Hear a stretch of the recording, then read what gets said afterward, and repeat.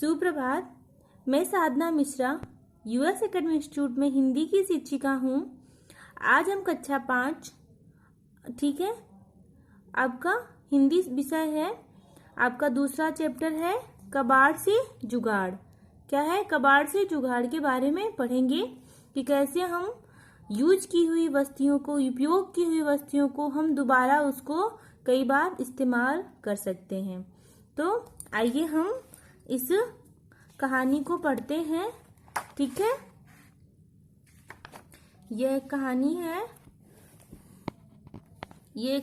ये कहानी हमें ये शिक्षा देती है कि हमें कोई चीज, वस्तु को ऐसा नहीं कि उसको एक बार इस्तेमाल करने के बाद उसको फेंक देना चाहिए।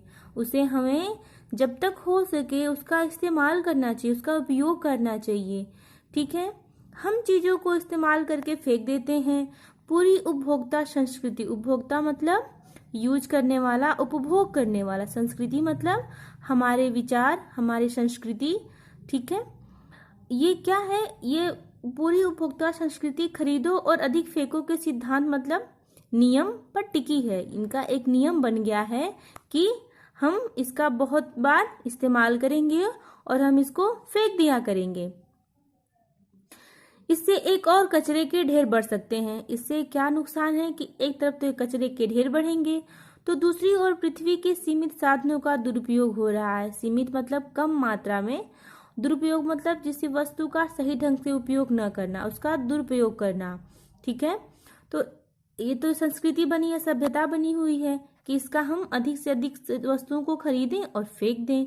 फिर दूसरी तरफ इससे क्या है कि पृथ्वी पे है सीमित साधनों का दुरुपयोग हो रहा है और चीजों को देखने का एक और भी नजरिया हो सकता है। इस दृष्टिकोण के हिसाब से हमें हर एक चीज की कई जिंदगी होती है। इसके हिसाब से हर एक वस्तु की कई जिंदगियां होती हैं। एक जीवन समाप्त होने पर वही वस्तु नए रूप में उपयोगी सिद्ध हो सकती है। अगर वो वस्तु एक बार समाप्त हो गई तो वो समाप्त नहीं हो जाती है, उसको नए रूप में भी उपयोगी सिद्ध हो सकती है। हमारे लिए वो नए रूप में भी उपयोग में आ सकती है। इस कहानी में पर्यावरण के प्रति, इस कहानी से हमें यह भी शिक्षा मिलती है कि हमें पर्यावरण के प्रति एक गहरी संवेदना की झलक है। मतलब हमें अपने पर्यावरण को बचाना चाहिए। अपने पर्यावरण के बारे में बताया गया है। संवेदना मतलब संवेद, एक भाव, विचार के बारे में बताया गया है कि झलक है कि हमारे पर्यावरण को सुरक्षित करना चाहिए।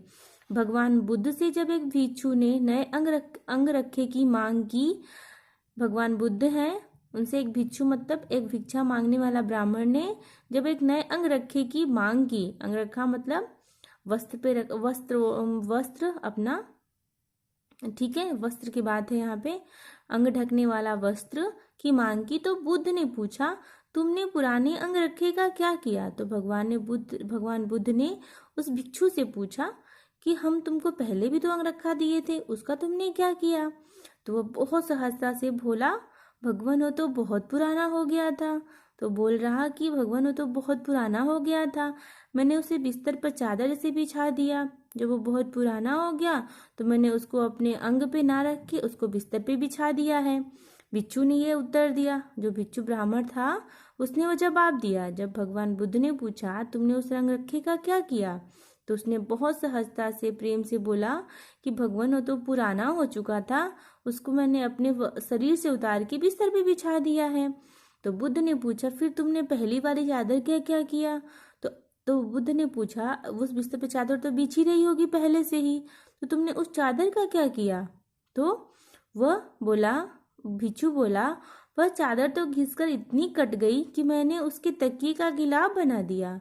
तो वह भिक्षु बोल रहा है कि वह चादर तो इतनी घिस गई थी कि मैंने उसके तकिए का गिलाफ बना लिया है, यह भिक्षु ने कहा।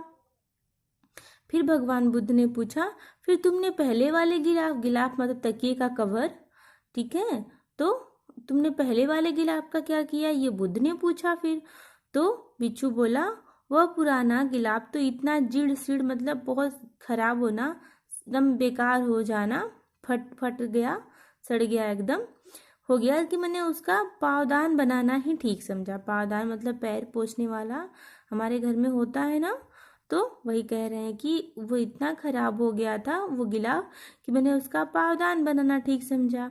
फिर भिक्षु ने ये जवाब दिया। तो भिक्षु ने कहा, मामले की गहराई से तहकीकात करते हुए बुद्ध ने आखिरी बार पूछा।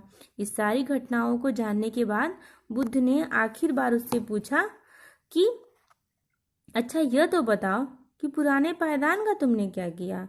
जो जो पावदान पहले से बिछाए थे तुमने उसका क्या किया? भिक्षु ने नम्रता से उत्तर दिया। बहुत विनम्र भाव से उसने, गुस्सा नहीं हुआ, बहुत विनम्र भाव से उसने उत्तर दिया, भगवान पुराना पावदान तो फटकर एकदम तार तार हो गया था। मतलब एकदम फट गया था वो, ठीक है, तार तार हो गया था।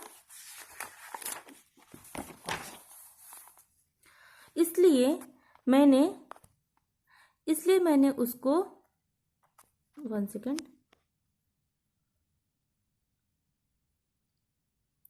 इसलिए मैंने उसके रेशों से बाती बनाई।